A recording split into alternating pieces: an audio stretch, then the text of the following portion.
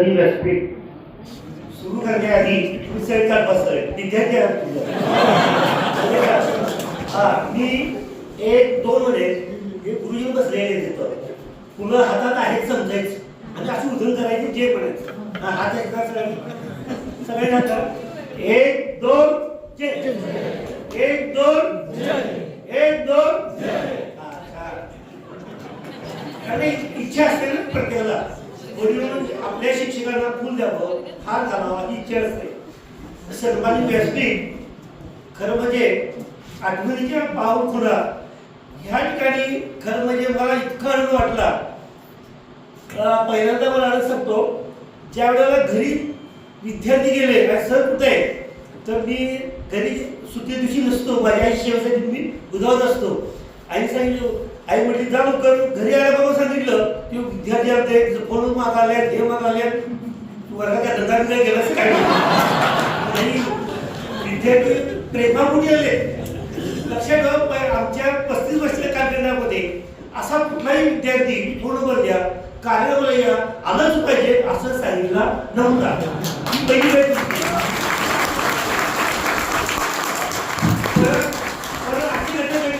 परत शनिवार रविवारी मी आई शिवसेनेचा परत गेलो आणि आल्यानंतर आमच्या मॅडम म्हणल्या ही काय पत्रिका बघितली आणि ही कसली पत्रिका द्यायला अहो तुमच्या विद्यार्थ्याची पत्रिका बघितली आदर्श पत्रिका आज अखेर ह्या जग मध्ये कुठल्याही माझी विद्यार्थ्यांना अशी पत्रिका छापलेली नाही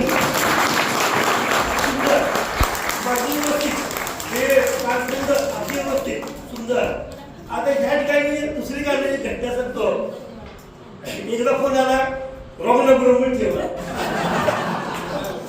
फोन आला परत हॅलो सर रॉंग नाही का पहिला नाही म्हटलो मी मुद्दाम नाही म्हटलो मी नाव सांगायला तेवढं निवडून पोहा मग लक्षात ठेवा किती काही विद्यार्थी इथं आलेले आहेत कोणी चालत आलेले आहेत मोठ्या गाडीत आलेले आहेत 4 चाकीत आलेले आहेत आणि तुमचे लीडर विमानात आलेले आहेत हे आमचं भाग्य आहे मी सगळ्यासाठी माझा विद्यार्थी जेव्हा येतात विमानाने येतात हे लक्षात ठेवा तुमचं मोठेपण ह्या गुरुला आनंददायी होतं तुम्ही छान केला आता मला एक घटना आठवली लोकसंख्या शिक्षण मध्ये रेकॉर्डिंग करायचं होतं मी हे वर्गात शोधत होतो चांगले बोलणारी मुलं कुठे आहेत तर मग टंकसाळ म्हटलं सर मी येतो की सर मी येतो ठीक आहे तेवढा गुरा म्हटलं सर मी पण येते की मी पॅकेट वाचते तोही वाचते मग हे दोघं जण आम्ही रेकॉर्डिंग करायला आलो आणि ह्या कुठल्या खुर्चीमध्ये बसलो आवाज येऊ लागला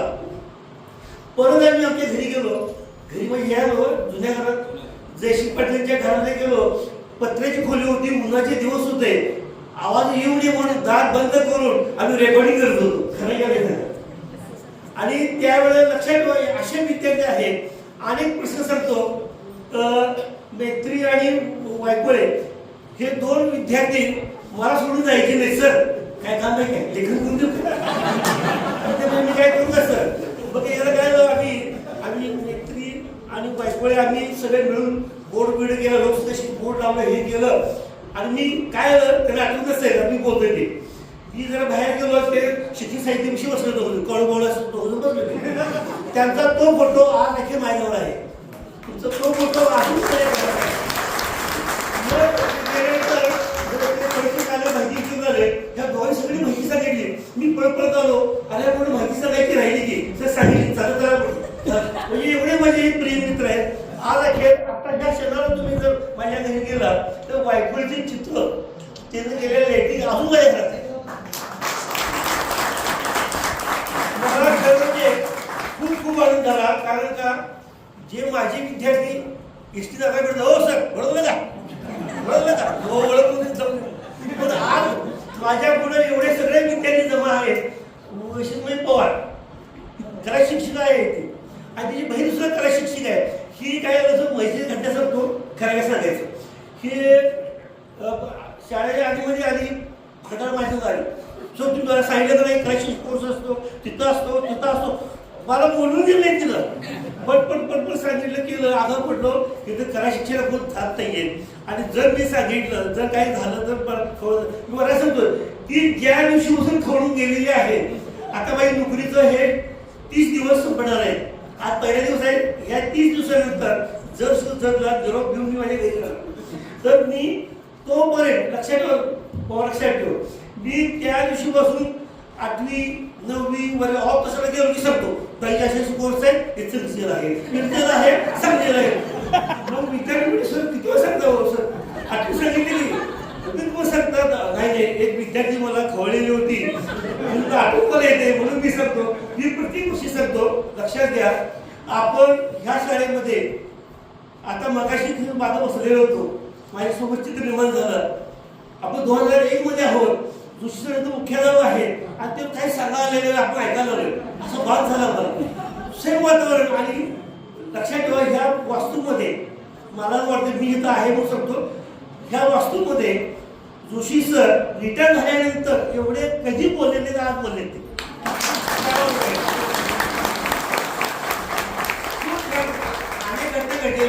अनेक घटना घडलेले. तुम्ही जो सत्कार केला लक्षात ठेवा सत्कार साहित्यात काय होते मला माहिती आहे. आणि सेवा दल दुसऱ्या सांगितल्याप्रमाणे दुसरं असतानाच मी साडी गुरुजी आणि सेवा दल काम मी आता सध्या करतोय.